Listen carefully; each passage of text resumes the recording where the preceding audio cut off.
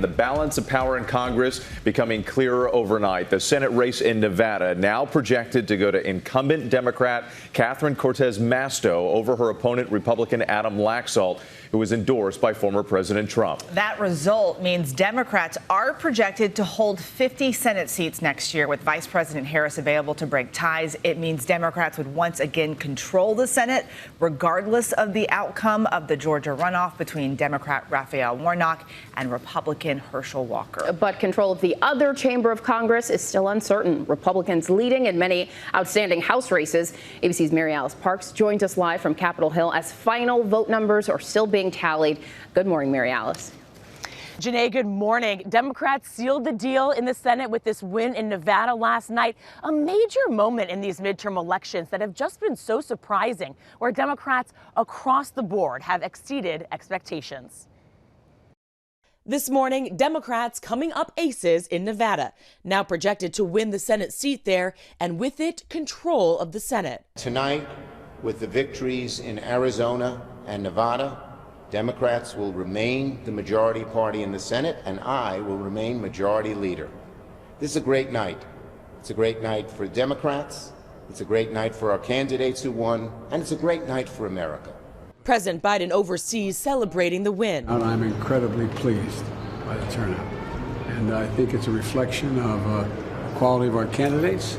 Democratic Senator Cortez Masto, the first Latina elected to the U.S. Senate, edging out her Republican challenger Adam Laxalt, and headed back to Washington now for a second term. The largest county in the state reporting results from additional mailed-in ballots overnight, giving the senator a lead of over 6,000 votes. Laxalt not yet commenting, but reminding voters on Twitter they have until Monday to check and make sure their ballots were verified and counted. With their majority in the Senate secured, thanks to Vice President Kamala Harris as a potential tie-breaking vote, the ayes appear to have it. The Democratic victory in Nevada takes the pressure off of Georgia, where Democratic Senator Raphael Warnock and Republican Herschel Walker are headed for a runoff. But both parties still have their feet on the gas in the Peach State, now hoping to pick up one more seat.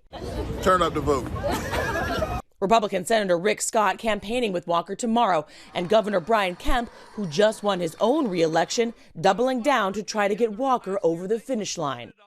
You know, Stacey Abrams, you know, she had that good machine out also, but Governor Kemp proving that he can beat that machine. Back out west, Democratic Senator Mark Kelly giving a victory speech after his race was projected by ABC News this weekend. I also want to thank our state's election officials, honorable Republicans and Democrats who are doing the important work of making sure that Arizonans' votes and voices are heard. His opponent, Blake Masters, backed by former President Trump, not yet conceding, as the state is still tabulating the final votes, but writing on Twitter, "If at the end Senator Kelly has more of them than I do, then I will congratulate him on a hard-fought victory."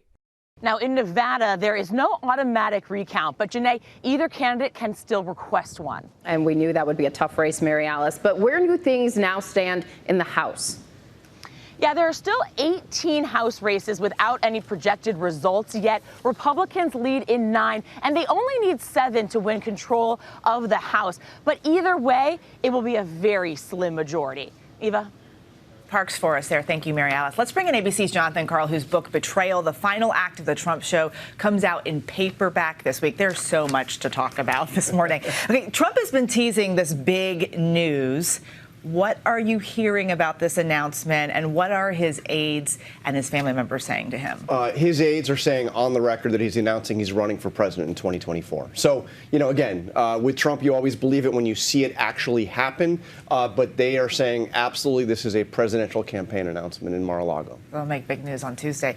Looking at the wins and losses from the midterms, Trump-endorsed candidates, they didn't really fare well. How will that shape how the Republican Party moves forward? I mean, the midterms were a disaster for Donald Trump. The Republicans were poised to have huge gains in the House and the Senate. If you look at the historic trends, when you have an unpopular president in the White House, frankly, even when you have a popular president in the White House.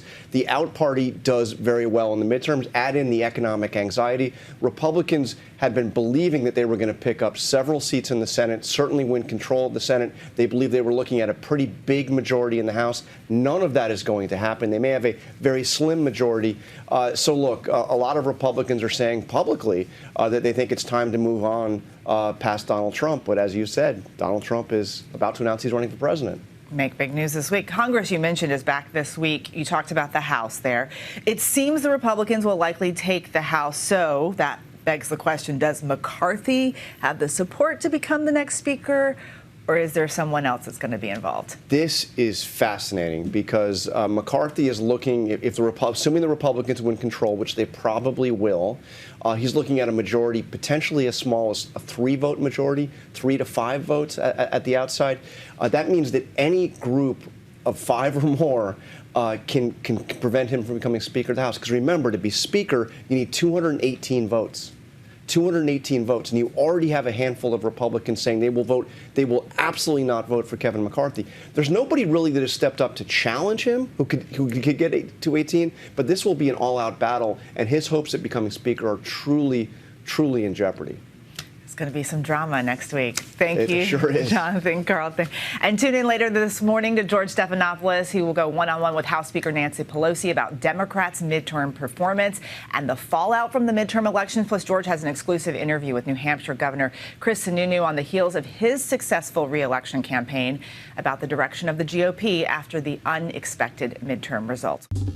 Well, hey there, GMA fans. Robin Roberts here. Thanks for checking out our YouTube channel. Lots of great stuff here. So go on, click the subscribe button right over here to get more of awesome videos and content from GMA every day, anytime.